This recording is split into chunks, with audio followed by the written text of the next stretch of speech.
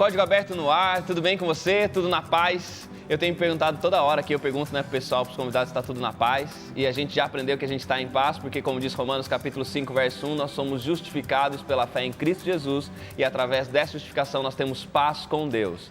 Eu espero que você tenha encontrado durante essa nossa caminhada aqui, você tenha encontrado muita paz em Deus. Lembrando que não é uma paz que nos isenta dos conflitos, mas é a paz que nos dá a bênção de poder colocar a cabeça no travesseiro todos os dias e pela fé em Cristo dormir salvo em Jesus.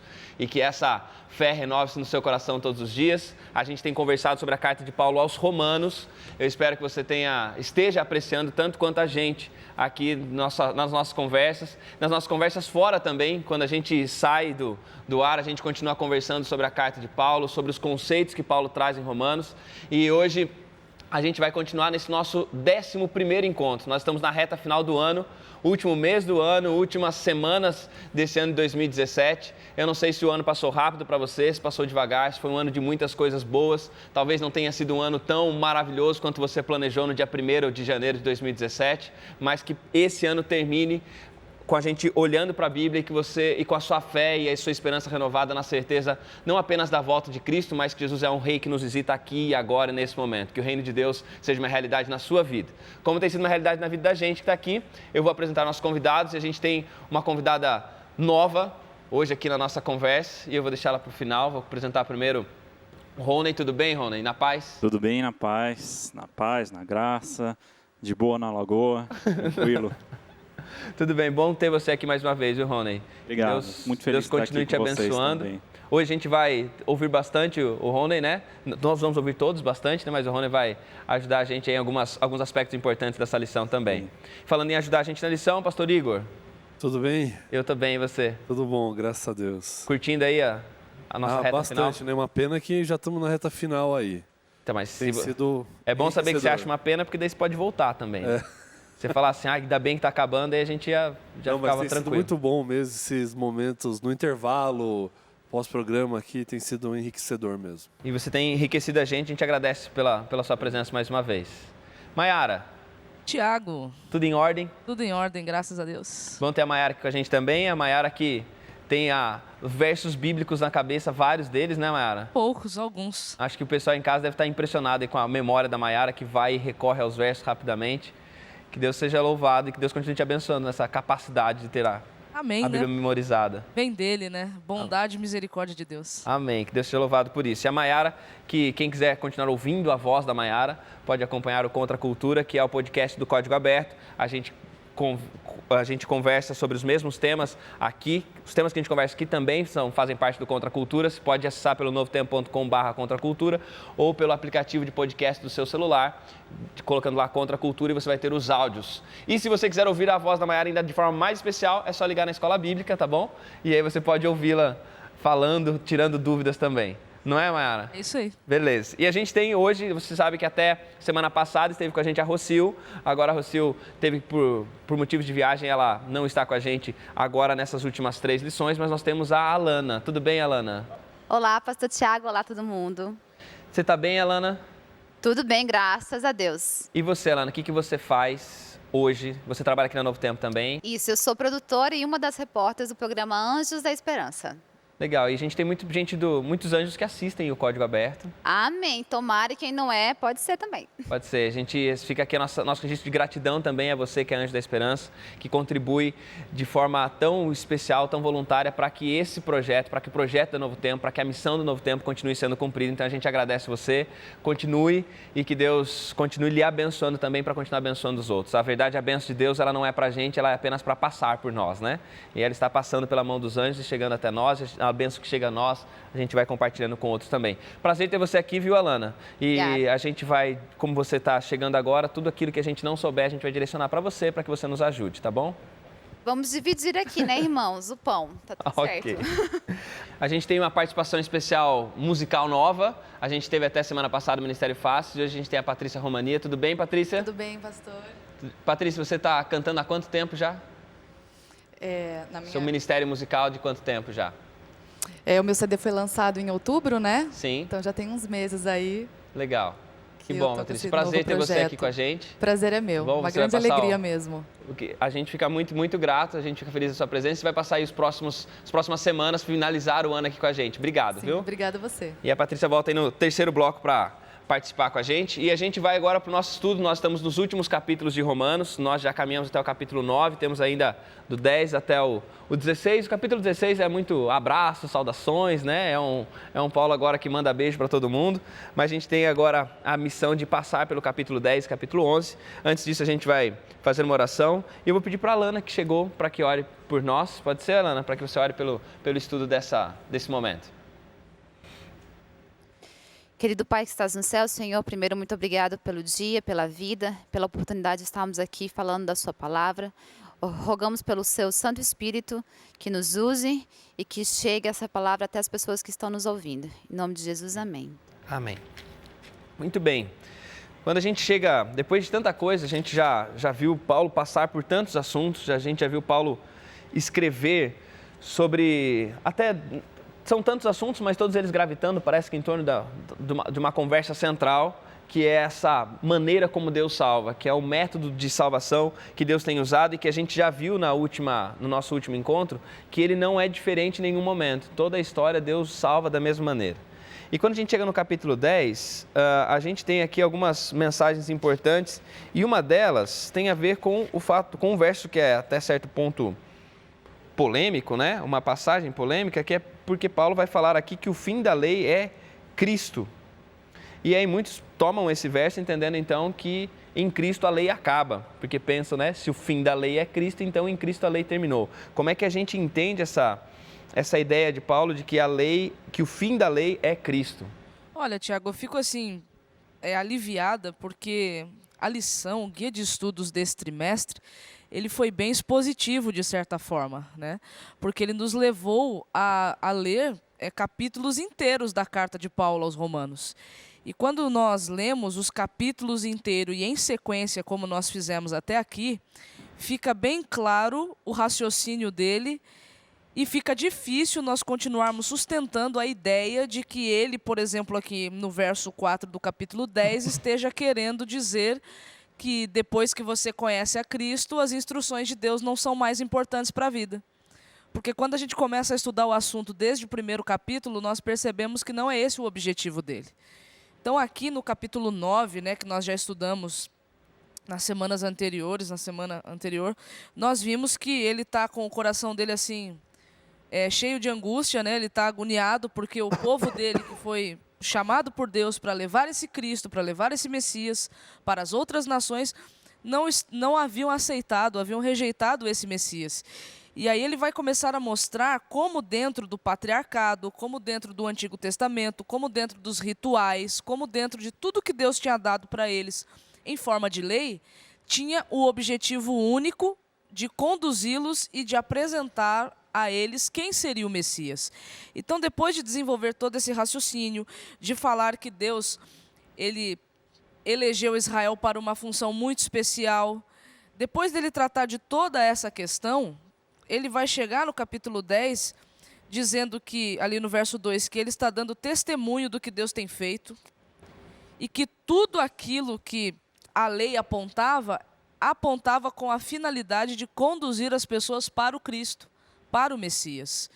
Então, o propósito de Paulo aqui não é dizer que em Cristo a nossa responsabilidade e compromisso para com as instruções de Deus acabaram. Não, muito pelo contrário, está mostrando qual era a função que todas aquelas instruções dadas no Antigo Testamento, que é chamado de lei por Paulo, né, Torá no caso, né, nomos no grego, Torá no hebraico, era para conduzi-los ao Messias, ao tão esperado Messias. E é bacana a gente olhar para o livro todo e também para a Bíblia como um todo, porque tudo vai se completando. E o bacana é a gente ter estudado durante todo um semestre 2 livros que se complementam nessa questão do entendimento, da justificação pela fé, do lugar da lei, do lugar da graça para a salvação do homem. Porque aqui fica bem claro os 2 principais papéis que a lei tem. Como a gente já viu, ela não pode salvar, esse não é um papel da lei, mas como papel, Romanos 3, versículo 20, diz que um dos seus papéis é de revelar o pecado. E Tiago depois vai dizer que a lei é como um espelho e quando você se depara com ela, você vê a sua deformidade, a sua incompatibilidade com aqueles requisitos e tudo mais. Então, a primeira função da lei é revelar o pecado. E aí, diante disso, surge uma pergunta. Bom, se esses são os requisitos, se esse é o parâmetro, eu não consigo viver de acordo com eles pela minha natureza. Quem é que consegue? E aí entra a segunda função da lei, que é descrita em Gálatas, que foi estudado no trimestre passado, Gálatas 3, versículo 24, que a lei nos serviu de aio, nos serviu de tutor, foi aquela que nos conduziu a Cristo, como você bem mencionou, para que no final nós possamos encontrar Cristo. E aí Cristo cumpre a lei, não no sentido de revogá-la, mas no sentido de confirmar a sua validade. Porque se ele tem que levar a fim o seu sacrifício, é porque realmente a lei tem a sua validade e continua valendo, a partir do momento que esse preço também é pago. E uma coisa interessante, esse conceito que a lição mesmo trouxe, que quando Paulo fala que Jesus é o fim da lei, não de eliminá-lo, mas do propósito, é fácil entender, por exemplo, se você está numa caminhada, quando você chega no fim da caminhada, no lugar que você quer chegar, onde você chegou, elimina tudo que você andou? De maneira nenhuma. Então, o propósito da sua caminhada, o lugar onde você quer chegar, é o complemento de todo o caminho que você andou. Então, se a lei é o caminho para Jesus, uma não elimina a outra. Jesus sendo o fim da lei, não é ele eliminando a lei, mas ele sendo o objetivo da lei, ele sendo o propósito da lei. Ele usa, a gente já viu, como o pastor falou aqui, né? Paulo ele pega ideias e ele fala dessas ideias várias vezes usando metáforas diferentes para ilustrar essa ideia, né?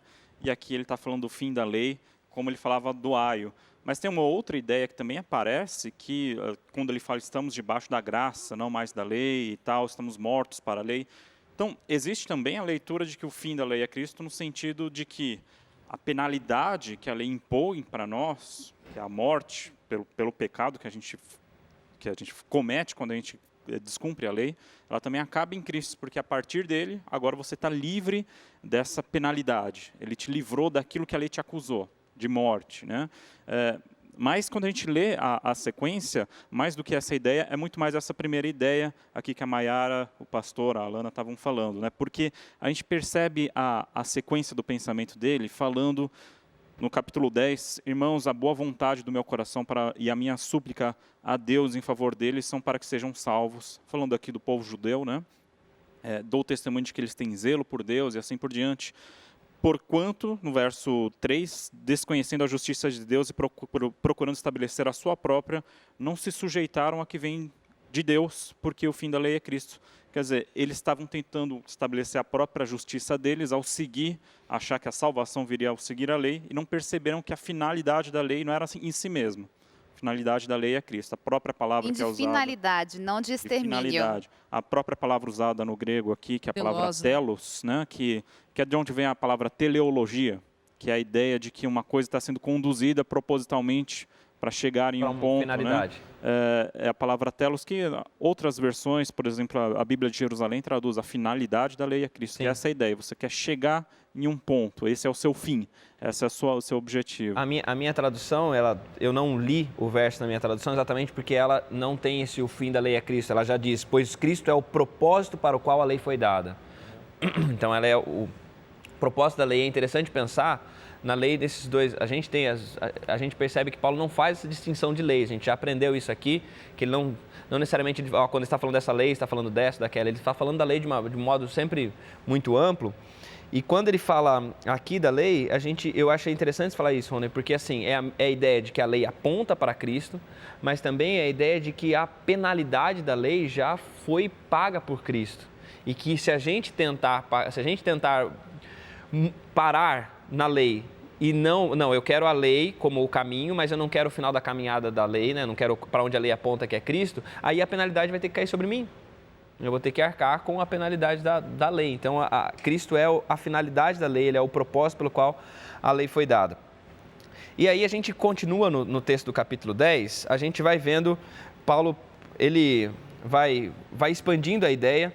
E aí ele chega num aspecto importante, que eu acho que é até aquilo que a gente já viu um pouquinho, que ele fala ele começa o texto, né, falando sobre a universalidade do pecado, né, o texto de Romanos, e agora ele vem para esse momento em que ele vai falar agora da universalidade, mais uma vez, da salvação.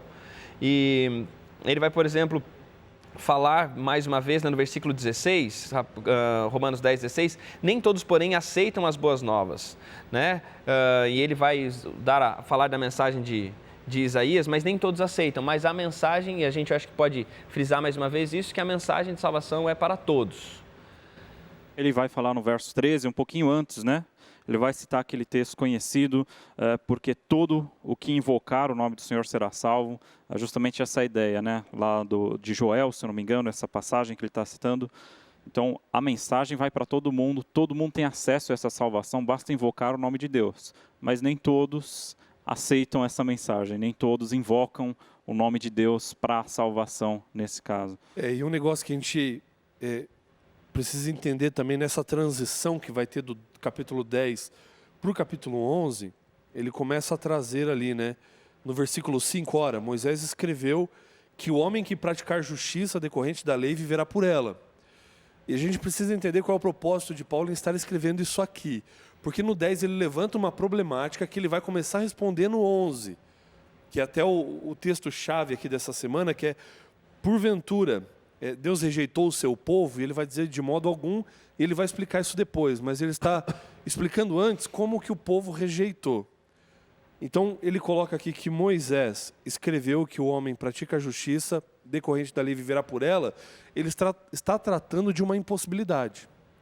Porque é o seguinte, se você acha que a salvação vem do cumprimento da lei, então cumpra tudo. Porque se você não cumprir tudo, todas as exigências da lei, você está morto. Então, você quer viver por isso, então viva de maneira integral. Só que ele está tratando, como nós já vimos anteriormente, de uma impossibilidade. E aí ele começa a deixar claro que todos foram avisados, que não era esse o caminho. E aí, como o Rony já mencionou várias vezes, é um estilo que Paulo usa, ele vai começar a estender um pouco seu argumento agora, vai usar inúmeras referências do Antigo Testamento de como isso foi anunciado o tempo todo para eles. Olha, não é pelo que você faz, mas é por você invocar o nome do Senhor. Ele vai citar Isaías, quem creu na nossa pregação. Então isso já foi dito para vocês. Nós já cansamos de apresentar isso para vocês, que a justiça de Cristo é quem cobre os nossos pecados. E mesmo assim o povo rejeitou.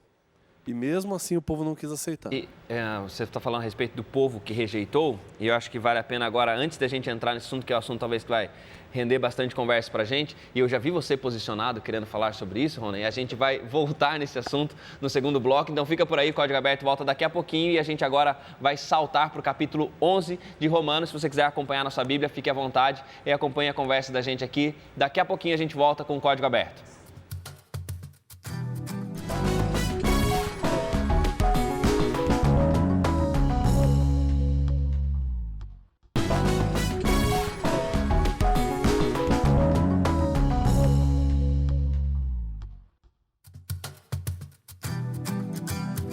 Código Aberto está de volta, nós estamos no nosso 11º encontro, o ano está acabando, nossos estudos sobre Romanos também estão terminando.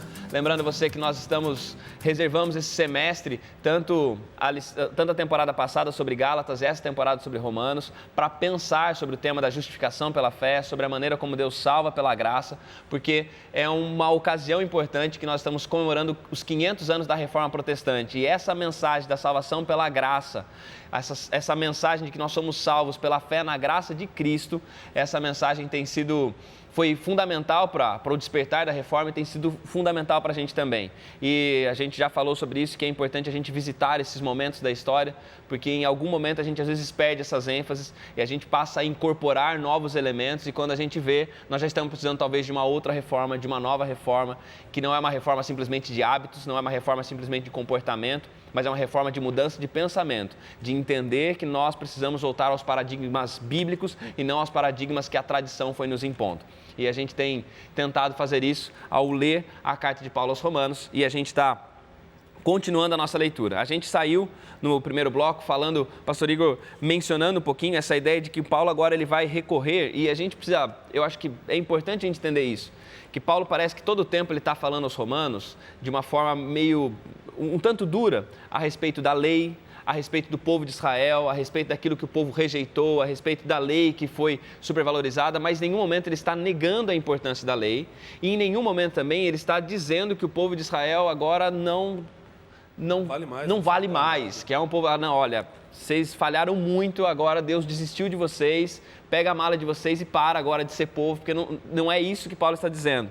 Mas se não é isso que ele está dizendo, o que ele está dizendo então quando ele vem dar essa ideia de que o povo, de alguma maneira, rejeitou a Deus, rejeitou ao... A gente terminou o primeiro bloco, eu vi que o Rony ia falar, mas só antes eu queria fazer uma ressalva, porque eu terminei o bloco dizendo que o povo rejeitou.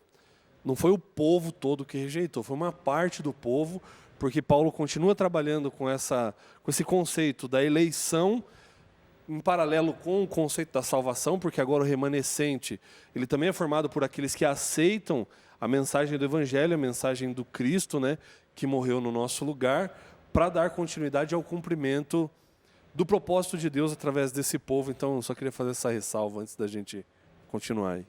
É que assim, as duas coisas parece que meio que andam juntas, né? Porque não tem, por exemplo, como eu afirmar que eu sou remanescente, que eu sou o povo, e a mensagem não me salvar, né? Só voltando uma questão importante, Mara, você falou a respeito do remanescente, também citou isso, que a gente já passou por esse conceito em outras, acho que na semana passada, né, a gente passou sobre essa ideia de remanescente, que é essa parte que depois de uma crise, de uma perseguição, é uma parte do povo que permanece fiel. Sobrevive. Permanece, que remanesce. Então, é essa ideia de um restante fiel. O remanescente fiel é essa ideia de uma parte do todo que permanece fiel, mesmo que o todo, né, mesmo que uma grande parte não tenha permanecido assim. E olhando aqui, né, se você for para o Antigo Testamento, ver a história do povo de Deus da Antiguidade, olhando para hoje, a impressão que fica e a conclusão que a gente pode chegar é que se essa mensagem não fizer a diferença na nossa vida, nós nunca fomos povo. Nunca fomos remanescentes. Porque o remanescente não basta ser um remanescente histórico, vamos dizer assim. Na história está antevisto que surgiria um movimento que faria isso. Tá, legal.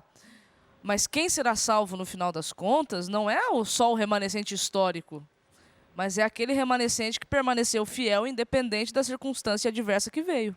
Por isso que ele remanesce, né? Por isso que ele é um sobrevivente, um remanescente. Exatamente, né? E essa ideia vai ser muito importante que Paulo vai falar agora, né? A gente está caminhando para o final, o capítulo 11 é o capítulo que termina a construção que Paulo está fazendo ali desde o capítulo 9. Na verdade, assim, né, tem várias estruturas que são sugeridas para o livro de Romanos. Uma que a gente sugeriu aqui, eu falei pelo menos, lá desde o capítulo 1, 2 até o capítulo 8, a gente tem a ideia da justificação pela fé, do 9 ao 11, a gente tem o caso dos judeus, o caso de Israel. Outras estruturas sugeridas é que, na verdade, é uma coisa só. E os capítulos 9 a 11 são o ápice dessa argumentação, né? Então, a ideia é o seguinte. A gente estava falando de como Paulo, muitas vezes, ele vai chegando num ponto da sua argumentação e ele vê que ela pode ser mal utilizada, ele faz aquela pergunta, podemos concluir então isso? De maneira nenhuma. Então ele vê, dá para concluir o extremo então do que eu estou falando? Não é isso que eu estou falando. Vamos voltar para o equilíbrio, é isso daqui que eu estou querendo dizer. E é isso que ele vai fazer aqui. Então a gente estava vendo como a finalidade da lei é Cristo, e aí ele vai citar exemplos da Torá, da lei, de como, e ele vai falar como isso estava apontando para Cristo, lá no capítulo 10, a partir do verso 5, vai citar Deuteronômio, o próprio Moisés falando sobre a lei, e ele cita esse exemplo para dizer que a lei aponta para Cristo, e aí ele vai falar como essa parte de Israel tem rejeitado, embora a lei e os profetas tenham apontado para Cristo. E aí ele vai fazer a pergunta no capítulo 11. Pergunto, pois, terá Deus, porventura, rejeitado o seu povo? E é interessante isso daqui, que a única vez que a Bíblia fala sobre a rejeição de Israel, o único verso que fala abertamente sobre a rejeição de Israel, do povo judeu especificamente, é o capítulo 11 de Romanos. Então, se alguém tem dúvida sobre o que o cristianismo fala sobre os judeus, sobre esse outro povo, abra em Romanos 11. Essa é a opinião do cristianismo, um texto sagrado do cristianismo, a carta mais importante, né, de Paulo, uma das cartas mais importantes do Novo Testamento, é isso que ela fala sobre o povo judeu. Então, será que Deus porventura rejeitou o seu povo, os judeus? Ele vai responder, de maneira nenhuma. E ele vai citar o exemplo do remanescente. Eu também sou israelita, eu sou da descendência de Abraão, da tribo de Benjamim. Deus não rejeitou o seu povo que de antemão conheceu. Ou não sabeis que a Escritura fala a respeito de Elias, um outra personagem de Israel, que é da tribo de Benjamim também, como insta perante Deus contra Israel, dizendo e tal. Ele fala do exemplo de Elias, ainda existem 7.000, né, que é os 7.000 que não dobraram seu joelho a Baal. Então ele fala no verso 5, então existe ainda um remanescente segundo a eleição da graça. E ele vai falar um pouquinho daquilo que a gente comentou, que existe a ideia de eleição e a ideia da salvação. O verso 7, que diremos, pois, o que Israel busca, isso não conseguiu, mas a eleição o alcançou. E os mais foram endurecidos, como está escrito. E aí fala da ideia daqueles que são entregues à sua própria rejeição e tal. Que é uma linguagem que ele já usou no capítulo 1, né? Que ele já usou em relação aos gentios. Ele usa em relação aos gentios e agora ele usa em relação aos judeus. Deus entregou, vocês estão livres para... E ele vai falar sobre essa rejeição da parte do povo. Quer dizer que o povo judeu agora, ele rejeitou a Deus e agora ele caiu. E é a pergunta que ele vai fazer de novo no verso 11. Pergunto, pois, porventura tropeçaram para que caíssem? Ele vai falar, eles tropeçaram, eles deram um tropegozinho ali, né? Eles tropeçaram para cair de vez? De modo nenhum. Mas pela sua transgressão, pela parte do povo ter rejeitado ao Messias, veio a salvação aos gentios, para colocá-los em ciúmes. Se a transgressão deles redundou em riqueza para o mundo, e o seu abatimento em riqueza para os gentios, quanto mais a sua plenitude. E aí ele introduz aqui um tema interessante, a plenitude de Israel. Existe uma ideia de que esse povo, embora por parte tenha rejeitado, tenha tropeçado de uma forma não total ainda, existe reservado para ele uma plenitude ainda. Deus ainda vai resgatar esse povo. E ele fala no verso 13, dirijo-me a vós outros, que sois gentios, visto que, pois eu sou apóstolo dos gentios, glorifico o meu ministério, para ver se de algum modo posso incitar a emulação do meu povo e salvar alguns deles. O fato deles terem sido rejeitados trouxe conciliação ao mundo, que será então o seu restabelecimento, se não vida entre os mortos.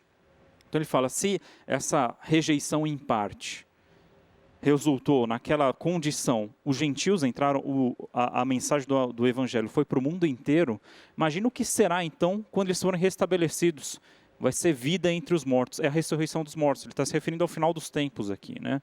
É interessante a gente ver que tem na própria Bíblia várias referências a essa situação de Israel, de estar nessa condição que a promessa maior divina é dada a eles, eles não aceitam, mas mesmo assim Deus busca esse povo por causa da aliança que ele fez com os pais, né? Paulo vai citar essa ideia, que é o mérito dos pais, é um conceito judaico muito importante, é o mérito dos pais que nos salva como Israel, a promessa que ele fez para Abraão e tal.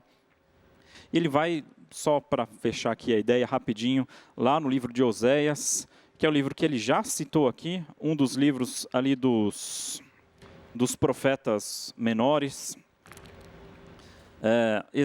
Oséias capítulo 3, vai falar de uma situação interessante, talvez Paulo estivesse pensando nesse texto quando ele falou sobre isso. Lá no verso 4, Oséias 3, verso 4, porque os filhos de Israel ficarão por muitos dias sem lei, sem príncipe, sem sacrifício, sem coluna, sem estola sacerdotal ou ídolos do lar. É interessante essa condição que é um limbo de Israel. Eles não têm o sistema sacrificial do santuário funcionando, mas ao mesmo tempo eles não estão na idolatria. Eles estão num limbo. Eles não têm rei, eles não têm monarquia. Eles não têm um representante religioso, né? Não tem. E aí ele vai falar no verso 5, depois tornarão os filhos de Israel, buscarão ao Senhor, seu Deus, e a Davi, seu rei, e nos últimos dias tremendo se aproximarão do Senhor e da sua bondade. E é importante que quando o Antigo Testamento, por exemplo, que fala que buscarão a Davi, o seu rei, é porque eles buscarão o descendente de Davi. Exato, Davi já tinha morrido faz tempo, eles aqui no período de Oséias. Aquele que é da raiz de Davi. Quem que representa Davi na própria tradição judaica? Davi é um símbolo messiânico fortíssimo. Então ele está falando que eles vão estar nessa situação de limbo, mas eles vão buscar a Deus e a Davi, o rei deles. E aí, nos últimos dias, Isso é um uma termo expressão clássica de escatológico. escatologia, eles tremendo se aproximarão do Senhor e da sua bondade. Então, só para encerrar a ideia aqui, né, talvez, não sei se tem algum judeu religioso que não acredita em Jesus que está assistindo esse programa, acho até difícil, né? Mas que possa até ficar ofendido com essa ideia. Não quer dizer, então, que para os cristãos a gente vai ser salvo, mas só quando a gente abrir mão do meu judaísmo e aceitar a Cristo e virar cristão. A ideia não é exatamente essa, porque Paulo ele não abriu mão do judaísmo dele, não deixou de ser judeu. Eu continuo sendo judeu, faço parte desse povo e eu me sinto um remanescente ainda, uma parte especial desse povo. Então a ideia a gente pode nós temos como religião as nossas discordâncias em questões que para nós somos muito importante, a questão do Cristo, que é o centro da nossa religião, temos essa discordância, mas a gente tem tanta coisa em comum, o Deus de Israel, a lei, que para nós, principalmente nós adventistas, é uma coisa tão importante, a gente tem uma dívida com os judeus que nunca vai ser paga, porque a coisa que eu tenho mais importante para mim, que é a minha religião, só chegou até a mim por meio deles, porque os judeus aceitaram no começo a mensagem de Cristo, levaram essa mensagem para todo mundo, porque os judeus no começo foram eleitos como povo de Deus, Deus chegou até eles, revelou para eles a palavra deles, é que hoje eu tenho essa minha fé. E por mais que hoje nós discordemos em muitas coisas, a opinião da Bíblia sobre a situação deles Deus ama esse povo de uma forma tão incondicional, e tem uma eleição para eles, e tem promessas feitas para eles, que as promessas são irrevogáveis, não importa a condição que o povo chegou, assim como no exílio, que foi para a idolatria, virou as costas para Deus, mesmo Deus foi e resgatou esse povo. Sim. Então, no final, há um plano para esse povo, e ele vai ser resgatado por Deus de alguma forma, que a gente não sabe exatamente como vai ser, e eles vão participar no final dos tempos desses planos de Deus de uma forma especial, que a gente também não sabe exatamente como vai ser. Sim, só antes de você falar, Nayara, porque foi bom a gente ter deixado o Rony não falar no primeiro bloco, porque não ia caber mesmo no primeiro bloco, mas coube no segundo. E assim, a gente tem, só uma coisa importante para deixar claro, o que o Rony está dizendo aqui é que a gente entende que mesmo o povo tendo tropeçado e caído, em nenhum momento Deus tem uma rejeição, Deus rejeitou o povo de Israel e agora ele simplesmente os ignora, simplesmente está dizendo, não, vocês falharam. Existe o remanescente e aqueles que ainda não fazem parte, a gente vai voltar nisso, agora eles têm a oportunidade de serem parte do ramo, parte da oliveira novamente, porque a oliveira é o povo de Deus. A gente vai voltar a falar disso agora no próximo bloco, tá bom? Então fica por aí, o Código Aberto volta daqui a pouquinho para o terceiro e último bloco da nossa conversa.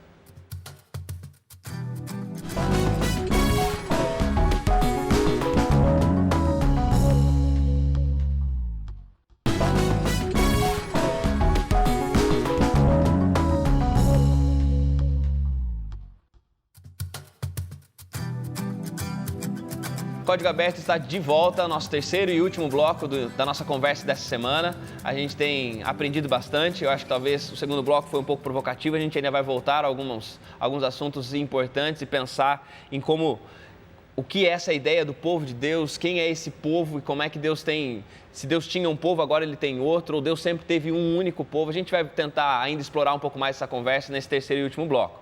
Mas antes disso, a gente tem o pessoal do Ponto de Referência que tem ajudado a gente a compreender, a sumarizar aspectos importantes da nossa conversa. Então fica com o vídeo aí e daqui a pouco a gente volta para encerrar o nosso papo aqui.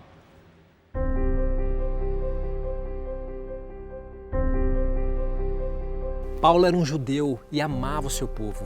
Por esse motivo, seu coração suplicava em favor da salvação deles, porque ele sabia e dava testemunho de que eram zelosos por Deus, mas sem entendimento buscavam a sua justiça própria ao invés da de Deus. Infelizmente, esse mesmo legalismo está impregnado no cristianismo de hoje, em forma de obras, boas ações, dízimos, ofertas, sacrifícios pessoais, buscam comprar o favor de Deus. A justiça vem unicamente por Cristo.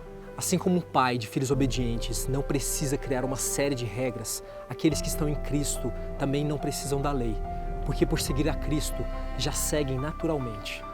Então Cristo é sim o fim da lei e seu propósito, que é levar o homem a reconhecer o seu pecado e buscar a graça de Deus. Mas apesar de alguns terem rejeitado a graça de Cristo, Paulo é enfático em dizer que seu povo não havia sido rejeitado por Deus, como muitos ainda hoje afirmam, pois ainda hoje sobrevive o remanescente, segundo a eleição da graça. A salvação está e sempre esteve disponível a todos, tanto judeus como gentios. Paulo representa uma maravilhosa esperança.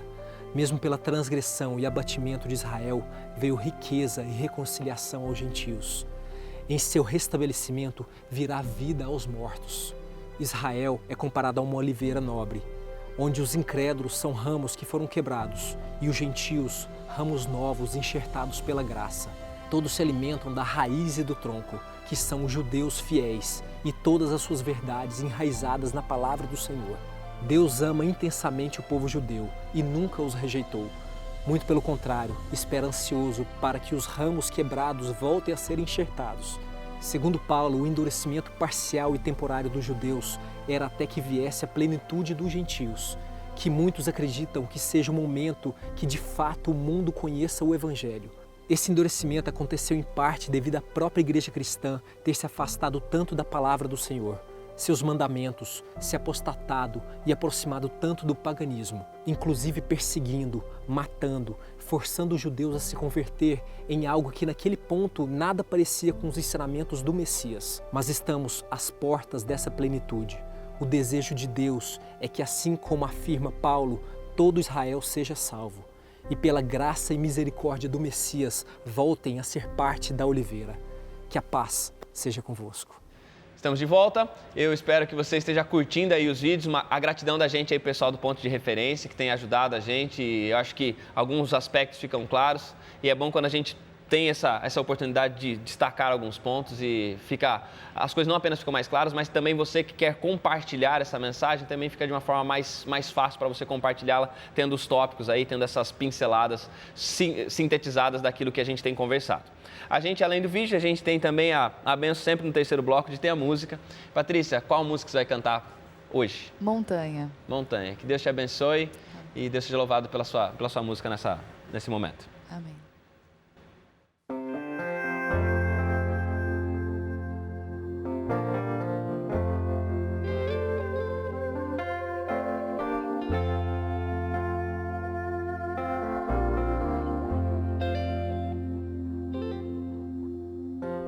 Encontrei montanhas que antes nunca enfrentei, por isso estou clamando a Deus. Já faz algum tempo, mas por favor ouve a minha voz. De ti preciso como nunca precisei.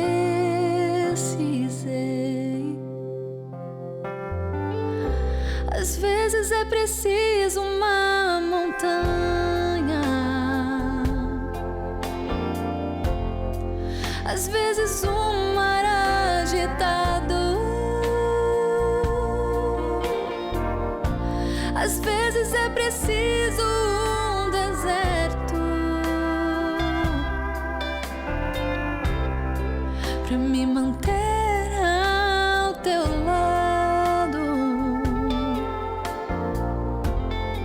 Teu amor é muito mais forte do que qualquer luta que eu enfrente. Às vezes é preciso uma montanha pra confiar e crer em ti.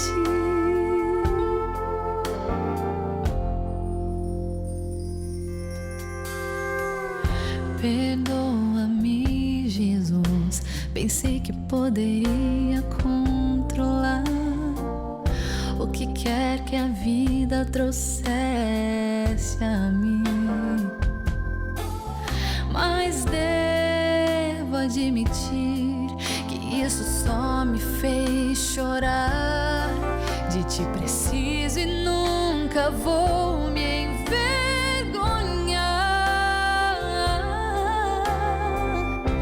Às vezes é preciso uma montanha,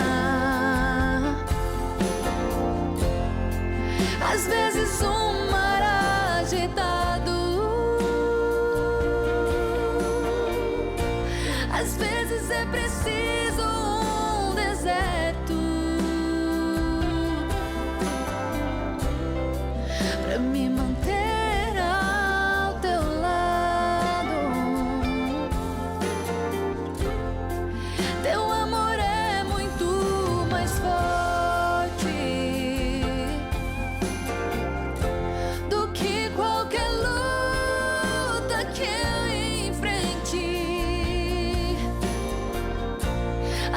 vezes é preciso uma montanha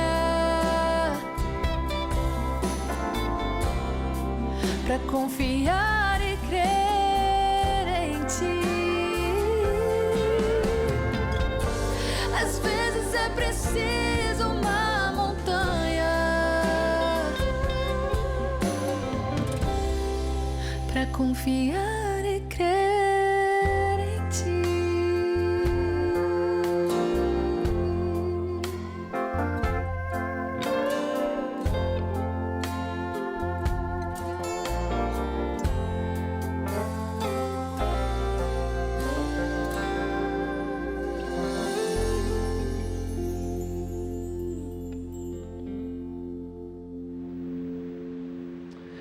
Obrigado, Patrícia. Deus seja louvado por isso. Obrigada. Quando a gente olha para a história do próprio povo de Deus, né, do Israel, constantemente a gente vê o povo, os heróis bíblicos passando por desertos, né?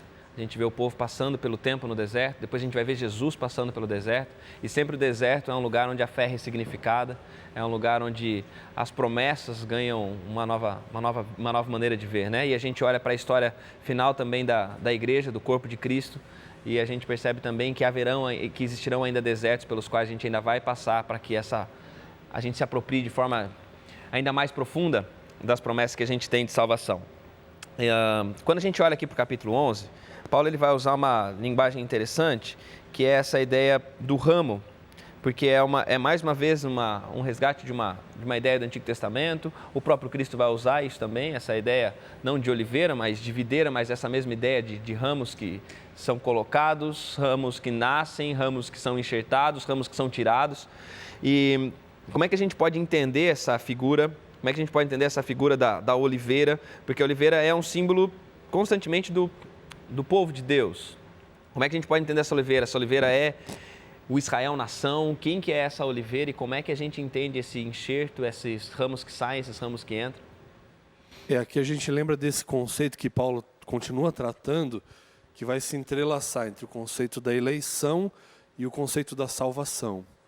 Porque a salvação em Cristo é apresentada, boa parte do povo judeu aceita, e a igreja primitiva é formada por esses judeus conversos ao evangelho, ao cristianismo. E a partir deles, que essa raiz que Paulo está dizendo que continua como povo de Deus, a esta raiz que dá origem ao cristianismo, é que outros povos, outras nações são enxertadas nela, que não têm a sua raiz no judaísmo, mas que aceitam a Cristo e que são agora aceitos como povo de Deus. Então são enxertados, parte dos judeus que rejeitaram, é o que ele está simbolizando aqui por ramos que foram quebrados, que foram tirados da raiz, mas por essa raiz, por essa escolha que Deus fez do povo, outros agora fazem parte dessa eleição para, junto com essa raiz que permanece no meio do povo judeu, eles continuarem sendo povo de Deus. E aí depois o guia de estudo, e tanto a Bíblia aqui também vai tratar de todo Israel sendo salvo, porque Israel traz esse conceito do povo de Deus. O povo de Deus passa a ser tanto os que fazem parte da raiz, quanto aqueles que foram enxertados, que agora fazem parte da oliveira também. Então não no sentido de que todo judeu em algum momento, de uma maneira extraordinária, vai de qualquer forma e por determinação divina aceitá-lo. Não é isso. É que todo Israel, todo aquele que faz parte, que foi enxertado nessa raiz, vai ser salvo por Deus, porque aceitaram o Messias e por essa graça serão salvos. E só voltando na questão dessa primeira pergunta de Paulo aqui em Romanos 11:1, se por acaso foi o povo rejeitado, essa ação de rejeição por toda a Bíblia, ela parte muito mais do ser humano do que de Deus. Desde o Éden, a rejeição de Deus, ela é sempre temporária, graças a Deus, e ela é uma resposta, como a Mayara falou no intervalo, é um respeito à nossa rejeição da verdade. Então, se o povo rejeitou a Jesus, Deus respeita essa opção. E da mesma forma, os outros povos que aceitaram a Jesus, Deus respeita essa opção. Então, essa ação de rejeitar ou aceitar a verdade, ela é aberta para todos. Nascemos e viemos dos judeus, mas todos podemos virar Israel. Todos podemos ser parte de Israel, considerando Israel como símbolo do povo de Deus. Então, somos enxertados ou retirados por nossas próprias escolhas na raiz, no tronco que é Cristo. O renovo, conforme mostra Isaías capítulo 11, ele é Cristo. Eu gosto muito do Evangelho de Mateus, porque o Evangelho de Mateus ele mostra o que seria o judaísmo perfeito. E o judaísmo perfeito é o que Cristo veio fazer. Por isso que as profecias messiânicas que estão falando de Cristo no Antigo Testamento encontram em Cristo pleno cumprimento, né? O plerô, o sentido de ser ressignificada, de ganhar nova vida, porque Cristo é o renovo. E aqui o que Paulo está nos ensinando é que o povo de Deus é um só. É um só. Ele chamou uma nação na antiguidade para o representá-lo, só que a promessa que ele fez em Abraão, se nós atentarmos bem, tanto no capítulo 12 como no capítulo 15 de Gênesis, a promessa seria que os seus descendentes seriam mais numerosos que as estrelas do céu e que o pó da terra. Eu ouvi certa vez, se eu não me engano, o Edson Nunes explicando sobre esse texto na Unasp, quando eu fui lá fazer um curso de extensão em teologia. Se eu não me engano foi ele, eu posso estar enganada, mas ele mencionou, eu achei interessante, que as estrelas do céu estariam fazendo referência à descendência no sentido sanguíneo, né? A descendência sanguínea. E o pó da terra estaria fazendo referência a todos aqueles que viriam aceitar o Messias por intermédio da pregação da mensagem. Então, em Abraão já estava profetizado que o Israel de Deus, ele transcenderia as fronteiras e alcançaria o mundo todo, porque como Paulo está mostrando para nós aqui, o pecado é universal. Então a salvação de Deus, que é mais abundante que o pecado, também tem que alcançar a todos. Mas aí a Bíblia vai dizer, todos aqueles que quiserem ser alcançados. Porque por mais que Deus tenha nos predestinado para sermos salvos, estar salvo é algo que nós só estaremos se recebermos o renovo na nossa vida, que é o Cristo, que é o Messias. E, Tiago, antes da gente ir para o intervalo, você mencionou uma coisa que me fez pensar, que é da perspectiva de Deus, como Deus é fiel à escolha que Ele faz. Intervalo não, já é o fim agora. Não, é que antes do intervalo eu falei. Desculpa, eu já tô... E aí eu fiquei pensando nisso até agora, e ficou que é a questão da fidelidade de Deus, com relação à sua promessa e com relação à sua escolha. Porque Ele escolhe e Ele vai até o fim, até as últimas consequências da escolha que Ele fez. Então Deus leva a sério a sua palavra, aquilo que Ele promete, e Ele se entrega de maneira incondicional para cumprir isso, e Ele dá a mão para o seu povo e da parte dele não solta. Ele conduz o seu povo até o final porque Ele prometeu, porque Ele é fiel. Então fica de inspiração para nós também. As promessas que nós recebemos da palavra, tantas coisas que ainda estão por acontecer, por ver Deus conduzindo a história dessa maneira. E se portar na história dessa maneira, a esperança de que com a gente não vai ser diferente. O que eu acho muito bonito aqui é justamente essa ideia aí, que é o seguinte, a gente está vendo, a gente comentou no começo, que tinha um problema que Paulo lidava, que muitos dos judeus cristãos se achavam uma categoria superior de cristãos do que os gentios. E agora ele vai lidar com um problema oposto, que ele vai falar ali nos versos 17 e 18, se porém alguns dos ramos foram quebrados, e tu, sendo oliveira brava, fosse enxertado no meio deles, e te tornaste participante da raiz e da seiva da oliveira, que é Israel, não te glories contra os ramos, porque se gloriares, sabe que não é você que sustenta a raiz, mas ela que te sustenta. Quer dizer, toda essa briga que tem aí dentro de quem é melhor, quem é pior, está todo mundo igual, todo mundo está sendo sustentado. A gente tem uma teologia que é desenvolvida com o tempo no cristianismo, que é a teologia da substituição. E às vezes a gente ouve essas ideias, elas são comuns ainda, que o tempo de Israel acabou, agora é o tempo da igreja, eles são o Israel físico, agora é o Israel espiritual e tal. E a gente vê que Deus não tem duas salvações, Deus não tem essa diferença, é um povo só, que Deus chama de Israel, do começo ao fim. E se você aceita Deus, você faz parte desse Israel. Então, aqueles povos pagãos que não tinham nada a ver com a história, se eles aceitaram, eles também são enxertados, e mesmo os naturais, se rejeitarem, eles são cortados. Passa a fazer parte. E a gente está falando de Israel geográfico, né? O povo judeu nascido lá naquele canto do Oriente Médio. Da aliança que Deus fez com Abraão. Descendente de Abraão, que vem lá do Mediterrâneo, não sei o quê. Mas se a gente só abrir um pouquinho mais o leque e pensar assim, até um pouco mais historicamente, entre Adão e Abraão, vamos dizer, quantos anos foram? Eu tinha essa conta, mas já esqueci. Existia humano só no Oriente Médio? O mundo, se a gente acredita no dilúvio, ele era uma pangeia, depois ele dividiu, virou... Então havia nações por todo o mundo. Abraão recebeu a luz, mas todos os outros povos do mundo que não estavam nem perto do Oriente Médio foram rejeitados? Que eles não tinham essa verdade? De maneira nenhuma, né? E só uma coisa, Ana, eu sei que esse daí é um assunto que a gente vai entrar, mas a gente tem que terminar o programa. Então eu queria que a gente voltasse nesse, porque a gente vai acabar visitando esse assunto de novo para introduzir talvez o próximo programa. Porque é essa ideia desse Deus que se revelou, não só apenas Deus tem usado caminhos diferentes para se revelar a povos diferentes. Eu até acho interessante, Thiago, só uma coisinha. Antes de você, vamos deixar para o próximo, depois eu Tá bom. deixo, tá bom?